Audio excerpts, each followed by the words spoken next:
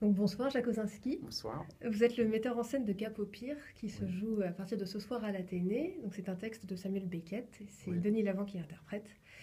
Pourquoi est-ce que vous voyez Denis Lavant pour interpréter ce texte? Ben, ça a été une évidence. D'abord, il y a une histoire entre nous. Euh, c'est notre troisième spectacle ensemble. Oui, Et en fait, il y a 22 ans, j'ai fait mon premier spectacle professionnel avec Denis. C'était la fin de Knut Hamsun, un roman oui, de Knut Hamsun adapté. Et voilà, donc il y a un peu une histoire. On a fait un texte de Mayenbourg aussi il y a 6 ans au Rond-Point. Et là, on cherchait à nouveau à faire une chose ensemble.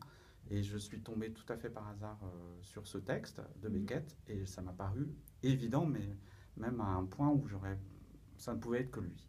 Donc ça, d'accord. c'était très clair. Donc je lui en ai parlé.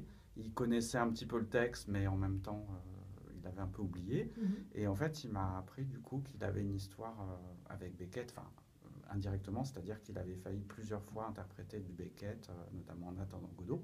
Ça s'était jamais fait. Et en fait, à chaque fois, c'était des aventures un peu ratées. Enfin, ça n'a jamais abouti, des projets mhm, avortés. Et donc là, on s'est dit, allez, on y va. Voilà. d'accord. Alors, Cap au pire, c'est un très Oui, court texte écrit par Samuel Beckett à la fin de sa vie tout à fait. et qui au départ n'est pas un texte écrit pour le théâtre. Oui, Est-ce que le passage du livre à la scène s'est fait facilement?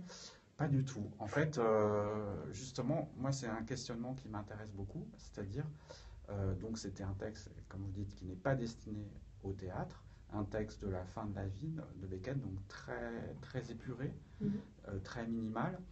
Et cette problématique de comment on fait entendre ça au théâtre, ça a été un des grands enjeux du projet. On a beaucoup tourné autour. Comment on représente ça ou comment on ne représente pas ça. mhm, Ça a été un des, un des grands enjeux et jusqu'à, on va dire, peut-être 15 jours avant le début des répétitions, on n'avait pas encore trouvé la forme de représentation pour ce texte. Et c'est venu donc à la fin, euh, juste avant de répéter. Mais c'est un questionnement passionnant, quoi. En mhm, tout cas, je trouve que, parce qu'en ce moment, je suis un peu beaucoup dans ces problématiques de récits non théâtraux, c'est-à-dire, a priori, c'est pas du théâtre, et ça devient du théâtre. Ça devient du théâtre déjà parce qu'on est assemblés ensemble dans une salle à écouter un texte, et aussi parce qu'on cherche du coup d'autres formes. Moi, ça m'intéresse parce que du coup, on n'est pas dans une narration fictionnelle classique. mhm. Euh, et donc, comment on fait entendre ça, comment on englobe le spectateur dans cette matière, ça nous pousse à nous questionner un peu autrement. Et ça, c'est très enrichissant. D'accord. Et je vous dévoilerai pas la forme du spectacle parce que sinon je vous dis tout. Donc, la scénographie, les lumières, etc. On laissera le public découvrir ça. Voilà.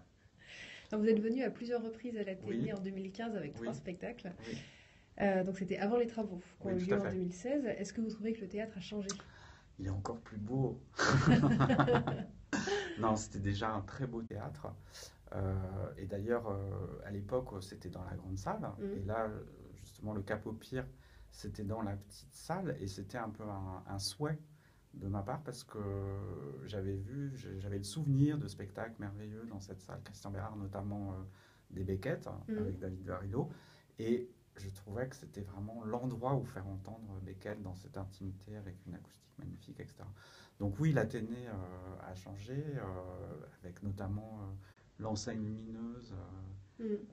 dehors, la violette, enfin, Ouais, c'est parce qu'on en avait marre que les gens trouvent pas le théâtre. voilà. Non, c'est bien, c'est encore, voilà, tout a été refait. Et puis il y a une magnifique fosse d'orchestre Mhm. maintenant. Donc voilà, enfin, c'est bien pour les opéras et pour la suite, voilà. Donc c'est très bien. Mhm. Merci beaucoup Jacques Osinski. Merci Donc, à vous. je rappelle que vous êtes le metteur en scène de Cap au pire de Samuel Beckett avec Denis Lavant qui se joue dans la petite salle du théâtre de l'Athénée à partir de ce soir et jusqu'au 14 janvier. Merci.